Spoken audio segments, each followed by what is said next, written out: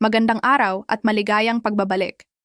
Kailangan kong ihinto mo ang ginagawa mo ngayon dahil ang ibabahagi ko sa iyo ay maaaring ang pinakamahalagang usapan mo sa taong ito.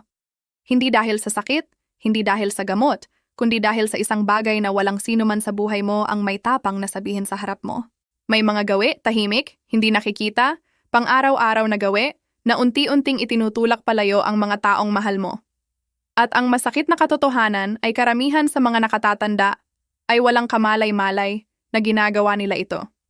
Ako si Dr. Danilo Reyes at sa aking 31 taon ng pagpractice ng internal medicine at kalusugan ng matatanda, nakaharap ko na ang libu-libong pasyente na lampas 60 taong gulang. Mga kahangahangang tao, matatalas na tao, mga taong puno ng dekadang karunungan, pag-ibig at karanasan sa buhay. Gayunpaman, nakita ko kung paano unti-unting nasisira ang kanilang mga relasyon, hindi dahil sa malalaking bagay, hindi dahil sa kalupitan o masamang hangarin, kundi dahil sa maliliit na gawin na walang nakaupo sa kanila para ipaliwanag. Isang mahalagang pag-aaral na inilathala ng Institute for Social Research ng Universidad ng Pilipinas ay natuklasan na halos 34% ng mga nasa hustong gulang na lampas, 60 taong gulang ang naguulat ng malaking pag-iisa. At natukoy ng mga mananaliksik ang mga ugali, hindi lamang ang sitwasyon, bilang isa sa mga pangunahing sanhi. Ibig sabihin, isa sa bawat tatlong nakatatanda ang iniiwasan, hindi dahil walang pakialam ang mga tao, kundi dahil sa mga gawi na naging hindi na nakikita ng taong nabubuhay sa mga ito. Ngayon, binibilang namin ang 13 sa mga gawing iyon mula sa pinakamagaan hanggang sa mga tunay na ikagugulat mo. At gusto kong babalaan ka ngayon. Ang numero 2 sa listahang ito ay isang bagay na halos lahat ng nakatatanda ay ginagawa, at ito ang nag-iisang sanhi ng mas maraming sirang relasyon sa pagtanda kaysa sa halos anumang bagay na pinag-aralan namin. Manatili ka sa akin dahil sa pagtatapos ng bidyong ito, magkakaroon ka ng lahat ng kailangan mo para gumawa ng pagbabago na maaaring lubusang baguhin ang iyong mundo sa lipunan. Pero bago tayo tumungo sa listahan, gusto kong tanungin ka ng isang bagay. Ilagay ang iyong edad sa mga komento sa ibaba at sabihin mo sa akin, nararamdaman mo ba na ang mga tao sa paligid mo ay kasing aktibo pa rin sa iyo tulad ng dati? Binabasa ko ang bawat komento sa channel na ito at ang iyong mga sagot ay tunay na gumagabay sa nilalaman na ginagawa ko para sa inyo. Ngayon, simulan na natin. Numero 13, masyadong malakas magsalita sa tahimik na lugar. Mukhang masyadong simple ang isang ito para mahalaga, pero sobrang mahalaga ito. Habang tumatanda tayo, nagbabago ang mga kalamnan sa paligid ng larynx, nagbabago ang sensitivity ng pandinig, at maraming nakatatanda talagang hindi na makakalibrate kung gaano kalakas ang boses nila nang hindi nila namamalayan. Isang pag-aaral mula sa isang unibersidad sa Pilipinas ay natuklasan na ang mga pagbabago sa pandinig dahil sa edad ay nagsisimula sa kalagitnaan ng 50 anyos at lubusang nakakaapekto sa pag-unawa sa lakas ng boses sa edad 70. Ibig sabihin nito sa practice ay maaaring magsalita ang isang tao sa kung ano ang sa kanya ay normal na lakas sa loob ng bahay habang ang lahat sa paligid ay napapangiwi. Sa restaurant, sinehan, simbahan o bahay ng iba, ang patuloy na malakas na pagsasalita ay lumilikha ng kakulangan sa ginhawa at kahihiyan sa mga nasa paligid. Ang mga miyembro ng pamilya, lalo na ang mga anak, ay madalas na nababalisa kapag isinasama ang mga nakatatanda sa ilang sosyal na lugar dahil hindi nila alam kung kailan darating ang masyadong malakas na komento na makakaakit ng tingin. Kung napansin mo na ang mga tao ay lumalayo sa iyo o inilalagay ang banayad na kamay sa braso mo sa gitna ng pangungusap, maaring ito ay isang bagay na dapat mong suriin sa iyong doktor sa pandinig. Isang simpleng pagsusuri sa pandinig ay maaaring baguhin ang lahat. Numero 12. Paulit-ulit na sinasabi ang parehong bagay. Sinasabi ko ito ng buong habag dahil isa ito sa pinakatao sa listahang ito. Tayo ay kabuuan ng ating mga karanasan at ang ating mga kwento ay kung paano natin nauunawaan ang ating buhay. Pero kapag ang parehong kwento ay sinasabi ng 3, 4 o 5 beses sa parehong pagtitipon, minsan sa loob ng parehong oras, ito ay nagiging sanhi ng tahimik na tensyon. Nagsisimulang magpalitan ng tingin ang mga tao. Iniiwasan ang usapan. At unti-unti, nagsisimulang tumanggi ang mga tao sa mga imbitasyon dahil hindi nila alam kung paano ito harapin. Ang pananaliksik na inilathala sa Journal of Aging and Social Psychology ay natuklasan na ang paulit-ulit na pagkukwento sa mga nakatatanda ay kadalasang nauugnay sa banayad na pagbabago sa working memory. Hindi demensya kundi ang normal na pagbabago sa memory consolidation pagkatapos ng 65. Hindi laging natutukoy ng utak na naikwento na ang isang kwento. Ang solusyon ay nakakagulat na simple. Tanungin ang isang taong lubos mong pinagkakatiwalaan, isang anak, isang malapit na kaibigan, na magbigay ng banayad na senyales kapag nangyari ito. Isa sa aking mga pasyente, isang 73 taong gulang na dating guro na si Margarita mula sa Quezon City, ay hiniling sa kanyang anak na pisilin ang kanyang kamay ng 2 beses sa ilalim ng mesa kapag nangyari ito. Sa loob ng 6 na buwan, sinabi ni Margarita sa akin na ang mga usapan sa hapunan ay naging isang bagay na talagang inaabangan ng lahat muli. Numero 11, pagtanggi na subukan ang mga bagong bagay o pumunta sa bagong lugar. Ang katigasan ay isang bagay na nabubuo ng utak habang tumatanda bilang proteksyon. Kawili-wili ang neuroscience dito. Pagkatapos ng edad 65, ang prefrontal cortex ng utak na namamahala sa flexibility at adaptability ay nagiging mabagal sa pagproseso. Sa bagong restaurant, manood ng bagong uri ng pelikula, subukan ang bagong aktibidad, o bisitahin ang bagong lugar, siya ay nagiging, sa isip ng mga nasa paligid, isang hadlang. Humihinto ang mga tao na imbitahan siya sa mga bagong karanasan dahil alam na nila na ang sagot ay hindi. Isang pag-aaral mula sa isang universidad sa Pilipinas ay natuklasan na ang mga nakatatanda na nagpapanatili ng tinatawag na openness behaviors ay may social networks na 41%, mas malaki kaysa sa mga hindi. Hindi mo kailangang mahalin ang pagbabago. Kailangan mo lang maging handang sumubok paminsan-minsan. Numero 10, pagbibigay ng hindi hiniling na payo at kritisismo. Ito ay madalas na nanggagaling sa tunay na pagmamahal at karanasan na ginagawa itong partikular na mahirap. Pagkatapos ng 60s, 70s, 80 taon ng pagkabuhay, tunay na naipon mo ang karunungan na hindi pa nakukuha ng mga nakababatang nasa paligid mo. Pero may malalim na pagkakaiba sa pagitan ng karunungang iniaalok kapag hiniling at karunungang ipinasok sa mga espasyo kung saan hindi inanyayahan. Kapag ang isang nakatatanda ay nagkomento sa kung paano pinalaki ang apo, kung paano pinapanatili ng manugang ang bahay, kung paano ginagastos ng anak ang pera, o kung paano pinamamahalaan ng kapitbahay ang hardin ng walang tanong, ito ay lumilikha ng sama ng loob, kahit tama ang payo. Ang pananaliksik mula sa isang departamento sa Universidad ng Pilipinas ay natuklasan na ang hindi hiniling na payo ay binanggit bilang numero 1 sanhi ng alitan sa pagitan ng mga nakatatanda at kanilang mga anak sa isang pag-aaral ng mahigit 200 pamilya. Ang lunas ay isang paghinto. Bago magbigay ng anumang gabay, tanungin ang sarili ng isang tanong. Hiniling ba nila? Kung hindi, pigilin ito. Numero 9, patuloy na reklamo tungkol sa kalusugan. Ako ay doktor. Sineseryoso ko ang mga alalahanin sa kalusugan at alam ko na pagkatapos ng isang tiyak na edad, marami ang ibinibigay ng katawan para pag-usapan. Totoo ang sakit. Totoo ang pagod. Totoo ang mga paghihirap sa paghawak ng mga kronikong kondisyon. Pero kapag ang mga reklamo sa kalusugan ay naging pangunahin o tanging paksa sa bawat pagtitipon, ito ay lumilikha ng emosyonal na bigat na iniiwasan ng mga tao. Isang pag-aaral na inilathala sa mga journal ng Gerontological Society ay natuklasan na ang mga nasa hustong gulang na nakikilala sa pamamagitan ng kwento ng sakit ay may mas maliit at hindi gaanong aktibong social networks kumpara sa mga nagbabalanse ng usapan sa kalusugan sa ibang paksa. Isa sa aking mga pangmatagalang pasyente, isang 78 taong gulang na dating elektrisyan na si Haroldo mula sa Maynila, ay minsang sinabi sa akin na napagtanto niya na tumigil ang pagtawag ng kanyang mga apo nang mapansin niyang bawat tawag ay nagtatapos sa kanyang listahan ng mga masakit. Gumawa siya ng desisyon na itabi ang usapan sa kalusugan para sa kanyang mga doktor, ibig sabihin sa akin, at gamitin ang oras sa pamilya sa pagtatanong tungkol sa kanilang buhay. Sa loob ng 1 taon, tumatawag na ng 2 beses sa isang linggo ang kanyang mga apo. Numero 8, patuloy na late o hindi mapagkakatiwalaan. May maling akala na ang pagiging maagap at mapagkakatiwalaan ay mas mababa ang halaga sa pagre-retiro dahil mas flexible ang oras. Sa katotohanan, kabaligtaran ito. Kapag patuloy na late ang isang tao, madalas magkansela, o naging taong hindi mapagkakatiwalaan ang mga pangako, humihinto na lang ang mga tao sa pagsasama sa kanya. Nangangailangan ito ng masyadong maraming plano at emosyonal na paghahanda para sa disappointment.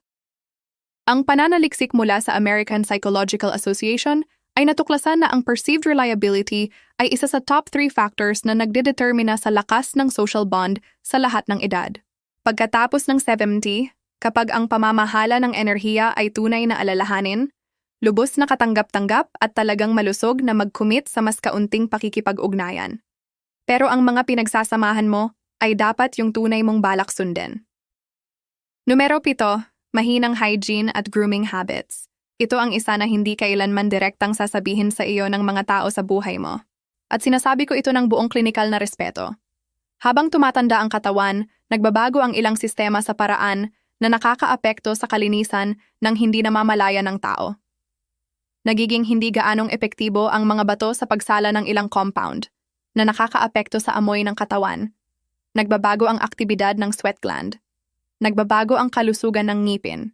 Ang pagkatuyo ng balat ay nakakaapekto sa microbiome sa ibabaw ng balat at lahat ng ito ay maaaring lumikha ng amoy na hindi napapansin ng tao mismo dahil desensitize ang ating olfactory system sa sariling body chemistry sa paglipas ng panahon. Isang pag-aaral mula sa National Institute on Aging ay natuklasan na ang hygiene-related social avoidance ay isa sa pinakakaunti ang pinag-uusapan pero pinakakaraniwang dahilan kung bakit binabawasan ng mga anak ang dalas ng pagbisita sa kanilang matatandang magulang. Araw-araw na pagligo, patuloy na pangangalaga sa ngipin, kasama ang regular na pagpunta sa dentista, malinis na damit, at buwan ng grooming habits ay hindi vanity. Ito ang pundasyon ng koneksyon sa lipunan. Numero 6, pagdomina sa bawat usapan. May pagkakaiba sa pagiging engaging at pagiging consuming. Kapag ang isang tao ay nagsasalita sa karamihan ng usapan, ibinabalik ang bawat paksa sa sarili, tinatapos ang pangungusap ng iba, o hindi makatiis ng katahimikan ng matagal para makapag-ambag ang iba, ito ay nakakapagod sa mga nasa paligid. Ang pananaliksik mula sa University of California ay natuklasan na ang conversational dominance ay isa sa top behavioral predictors ng social isolation sa mga nasa hustong gulang na lampas 65. Ang pagwawasto dito ay maganda at simple. Para sa bawat pahayag na ginagawa mo sa usapan, magtanong. Hindi retorikal. Isang tunay na tanong. Isang tanong na nag-aanyaya sa ibang tao na ibahagi ang tungkol sa kanilang buhay. Ang simpleng gawin na ito kapag patuloy na ginagawa ay magbabago kung paano nararanasan ng mga tao ang pagiging kasama mo sa loob ng ilang linggo. Ngayon, bago tayo makarating sa top 5 at maniwala ka, ang mga ito ang tunay na ikagugulat mo kung nakikita mong kapakipakinabang ito, mangyaring maglaan ng sandali ngayon para pindutin ang like button at mag-subscribe sa channel na ito. Bawat linggo, nagdadala ako ng research-backed na tapat na content sa kalusugan at kagalingan particular para sa mga nasa 60 pataas. Ang iyong subscription ang nagbibigay daan para ipagpatuloy ko ang gawaing ito. At taus-puso akong nagpapasalamat sa bawat isa sa inyo sa komunidad na ito. Numero 5, negatibidad at catastrophizing.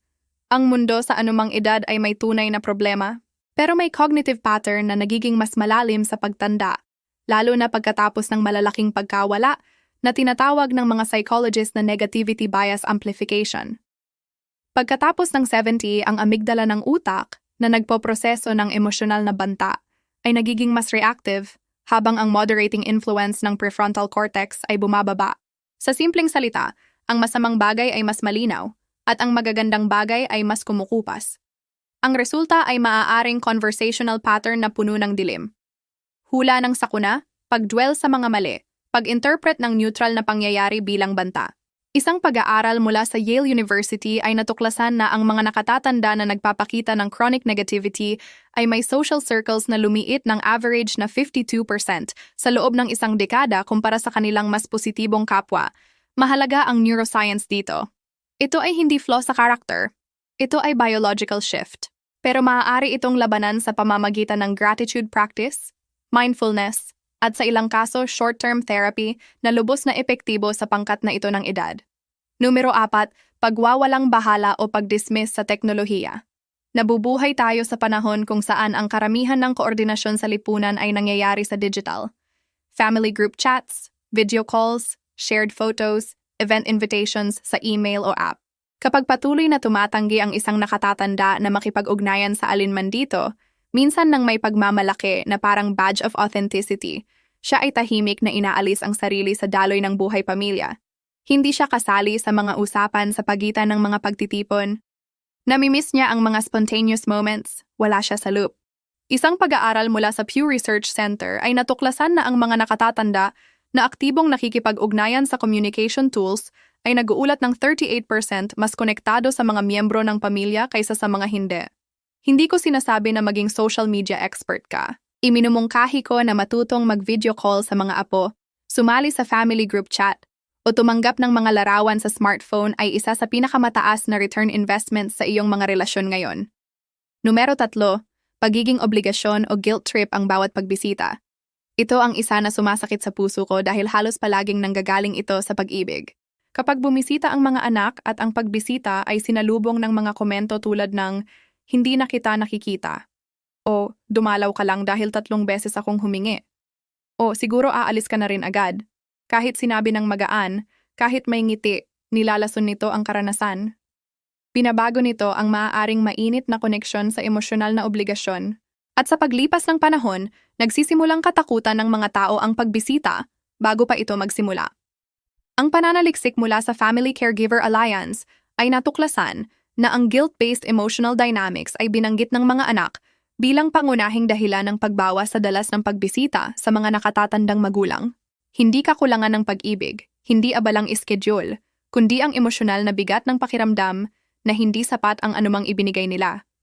Isa sa aking mga pasyente, isang 41 taong gulang na dating nurse na si Dorotea mula sa Davao, ay napagtanto ang pattern na ito sa kanyang sarili pagkatapos tumigil ang pagbisita ng kanyang anak.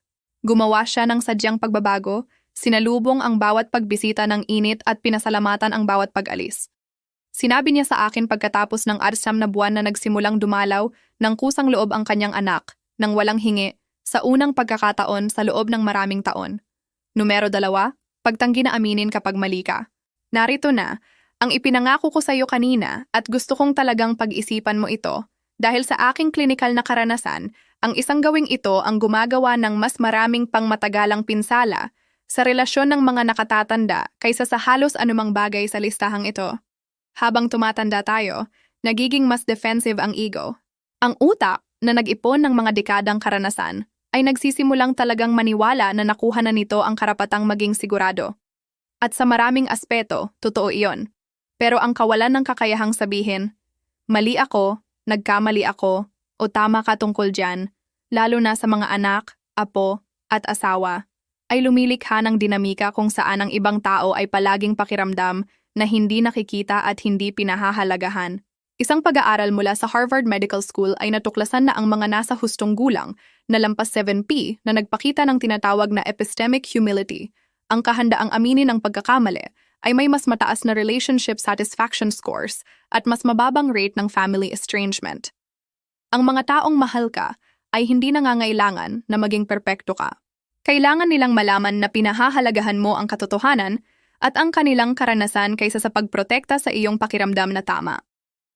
Ang 4 na salitang iyon, mali ako, pasensya, ay kabilang sa pinakamakapangyarihan sa wika ng tao sa anumang edad. Numero 1, pag-withdraw ng emosyonal at pagiging hindi maabot. Ito ang tahimik na epidemya na walang pinag-uusapan. At ito ang pinakamasamang gawi sa buong listahan dahil mula sa labas, ay parang normal na pagtanda lang. Nagpapakita ito bilang pagpiling manatili sa bahay, manood ng mas maraming telebisyon, pagiging hindi gaanong interesado sa usapan, pagsasabi ng ayos lang ako kapag hindi, huwag kang mag-alala sa akin kapag kailangan ng tulong, o walang saysay kapag sobrang mahalaga. Pagkatapos ng malaking pagkawala, kamatayan ng asawa, pagtatapos ng karera, pagbaba ng pisikal na kakayahan, maraming nakatatanda ang humihila papasok. Humihinto sila sa pag-umpisa ng kontak, humihinto sa pagpahayag ng pangangailangan. Nagiging emosyonal na nakasarado sa paraan na binabasa ng mga nasa paligid bilang ayaw na maabot. Kaya, humihinto na rin ang mga nasa paligid sa pag-abot. Binibigyang kahulugan nila ang pag-withdraw bilang kagustuhan sa halip na sigaw.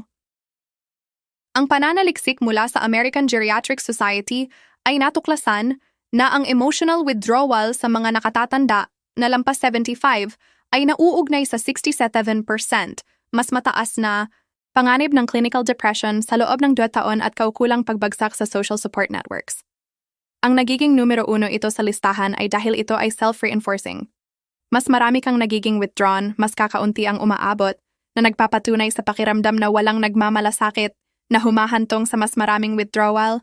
May pasyente ako, isang 79 taong gulang na dating militar na si Roberto mula sa Baguio, na hindi na lumabas ng apartment ng sosyal sa loob ng 11 buwan pagkatapos mamatay ang kanyang asawa. Ang kanyang anak ay lumapit sa akin ng desperado. Nagsimulang magtrabaho kami ng dahan-dahan, clinical, na may kombinasyon ng scheduled social exposure at therapeutic support. At sa loob ng 8 na buwan, si Roberto ay nakakadalo na sa lingguhang lunch group, muling nakipag-ugnayan sa 2 dating kaibigan mula sa kanyang serbisyo, at sinabi sa akin sa huling appointment na nakalimutan niya kung ano ang pakiramdam ng inaabangan ang isang bagay. Tahimik niyang sinabi na akala niya ay naghihintay na siyang mamatay. At ngayon ay hindi na. Ang kwentong iyon ang dahilan kung bakit ginagawa ko ang mga bidyong ito. Narito ang gusto kong hawakan mo habang tinatapos mo ang bidyong ito ngayon. Ang pagtanda ay hindi ang kaaway ng koneksyon. Ang mga gawing ito ang kaaway. At bawat isa sa mga ito ay mababago. Wala sa 13 na bagay na inilarawan ko ngayon ang nangangailangan ng kabataan, pisikal na lakas o ibang kasaysayan. Nangangailangan lamang ito ng kamalayan at kahandaan, 2 bagay na lubos na nasa abot tanaw mo ngayon, ngayong araw, anuman ang iyong edad. Walang duda ang pananaliksik dito. Ang mga nakatatanda na nagpapanatili ng mayaman, reciprocal, emosyonal na tapat na sosyal na relasyon ay nabubuhay ng mas matagal, nakakaranas ng mas kaunting cognitive decline, mas mabilis na gumagaling sa sakit, at naguulat ng lubusang mas mataas na kasiyahan sa buhay kaysa sa mga hindi. Ang pag-iisa sa klinikal na termino ay kasing mapanganib sa iyong katawan bilang paninigarilyo ng 15 sigarilyo sa isang araw. Hindi ito metapora. Iyan ang ipinapakita ng datos. At ang lunas ay hindi paglipat malapit sa mga anak o paghanap ng bagong kaibigan, bagaman kahanga-hanga ang mga iyon. Nagsisimula ang lunas sa pagtingin ng tapat sa mga gawe na dala mo sa mga relasyong mayroon ka na. Hindi kailanman huli. Nakita ko ang mga tao sa kanilang mid-80s na muling itinatayo ang mga relasyong nasira sa loob ng isang dekada. Nakita ko ang mga estrangherong pamilya na muling nagkakaisa dahil sa isang tawag at 5 tapat na salita. Nakita ko ang mga tao ng pagre-retiro na naging pinakamayaman, pinakakonektado, pinakabuhay na yugto ng buong buhay ng isang tao, hindi sa kabila ng kanilang edad, kundi dahil sa self-awareness na ginagawang posible ng edad kapag tinanggap ng tapat. Nakuha mo ang bawat taon na iyong nabubuhay ngayon. Huwag mong gastusin ang mga ito sa likod ng pader.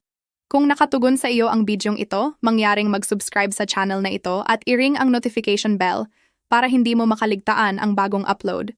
Bawat linggo ay nagdadala kami ng tapat, research-backed na content na itinayo partikular para sa yugto ng buhay mo dahil karapat-dapat ka sa impormasyon na tunay na nagsasalita kung nasaan ka, hindi kung nasaan ka 30 taon na ang nakalipas. At ngayon, gusto kong marinig mula sa iyo. Mag-iwan ng komento sa ibaba at sabihin mo sa akin alin sa 13 na gawing ito ang sa tingin mo ay pinakakaraniwan sa mga nakatatanda na kilala mo? O may isa ba sa listahang ito na nakilala mo sa iyong sarili ngayon?